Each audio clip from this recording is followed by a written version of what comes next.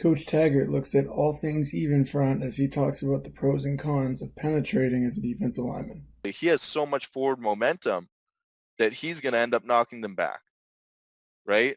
And this is a phenomenal offensive line group that they're going against.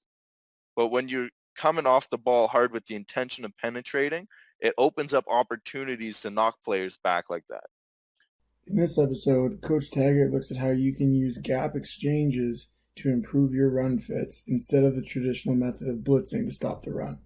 Because the double team is reading this Mac and he's staying on leverage, there's no eyes out to 39 here, right? It lets him come clean, penetrate, get first hands on the ball. And now, again, you're getting two free hitters essentially, or at least a free hitter at the point of attack. On Whiteboard Wednesday, we take a look at flood concepts out of sprint out protection. He's not going to get too far out of the middle of the field.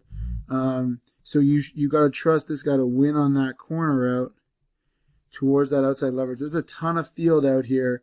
If this free safety is playing him with inside leverage, that's a tough cover for him to the corner without any help. On this week's Pro Perspective, we talk with Toronto Argonauts linebacker Chris Aki. I'd say what makes a great defensive player is someone that could take calculated risk. And I say calculated risk, like don't just be like, hey, I'm just going to start jumping everything. I'm just going to rush into this gap just because. You got to make sure, and calculated risk, it comes back to film study. Kind of trust what you see on film, trust tendencies you see, and then be able to take those calculated risks during the game to make a big play for your team.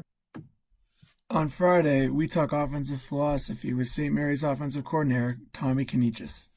We call our inside zone Rhino. So, the run is the big R here, and then the IN tells us it's inside.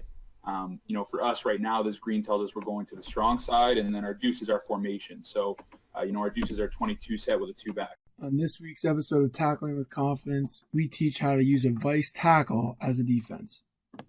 Okay, the running back gets into open space. And there's my two tacklers. We see number 3 has outside leverage. His goal should be to shoot this shoulder through that outside hip, that outside thigh of the ball carrier, while number 4 is closing on the inside hip of the carrier. Again, trying to strike square, same foot, same shoulder.